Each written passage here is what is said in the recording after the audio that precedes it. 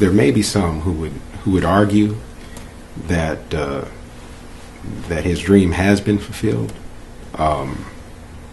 There was a memorial erected in his honor in the tidal basin in Washington, D.C., which is unprecedented.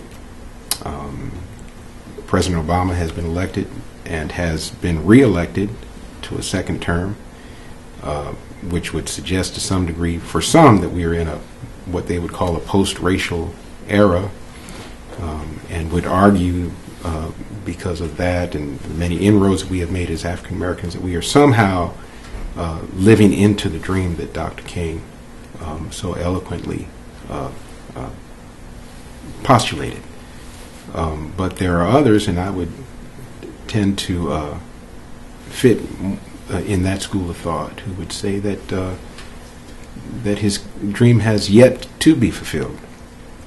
And it might be good maybe even to talk about for a few moments what that dream is, because when we have conversations about Dr. King's dream, most of us have in mind that iconic speech that he gave in 1963, August 1963. In fact, we're celebrating the 50th anniversary of that speech this year,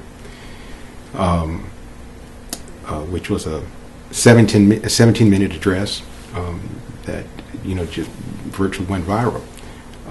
And unfortunately, many fast forward the speech to the close, where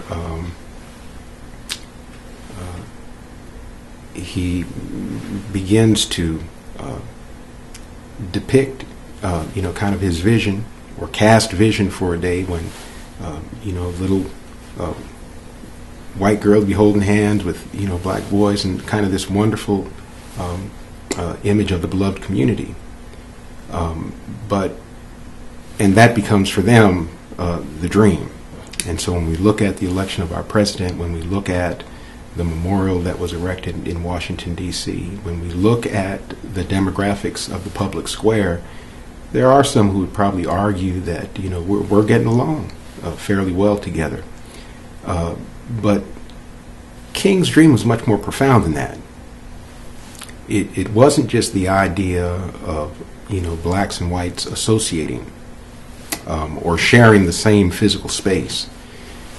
We did that prior to 1863. And blacks shared the same space as whites. The problem was they shared that space as second, maybe third-class citizens.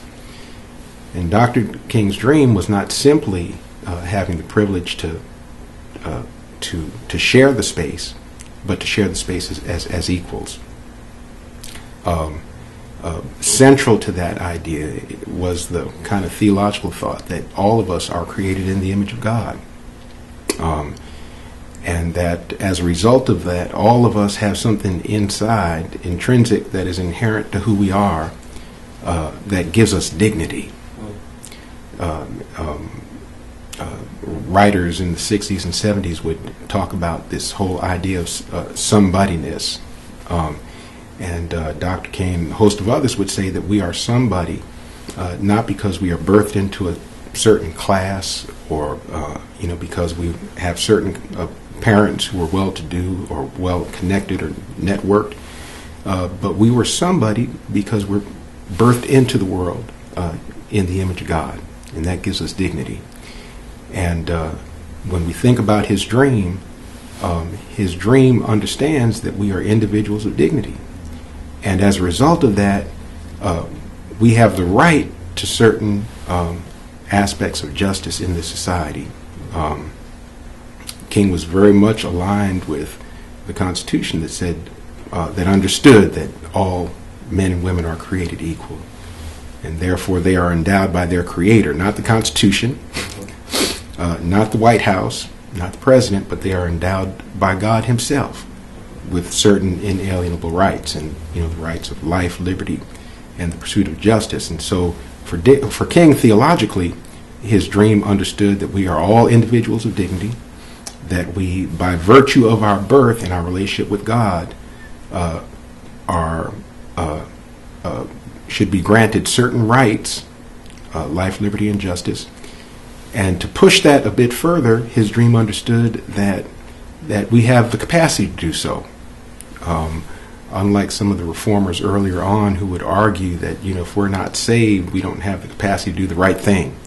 And King would argue, no, we do have the capacity to do the right thing, to live into the dream, because we have all been created in the image of God. And so we can't, cop out and scapegoat and declare that, we don't have the ability to do the right thing by our brothers and sisters, because, King understood that we did, and his dream understood that we did. And then ultimately, that led to this idea of beloved community, or his dream, the image that he shared at the end of that speech. But he also understood that the dream can never become a reality until some of the justice issues are resolved. Because his dream understood that, within the context of his dream, he understood that there had to be mutual regard. And I can't say that we are there yet. Economically and socially, there's still, quite a gap that needs to be addressed and corrected. And I think King, in 2013, would, his footnote would be that we have yet to realize a dream because of these other issues. Even though we're sharing the same space, that there are these other issues that need to be resolved.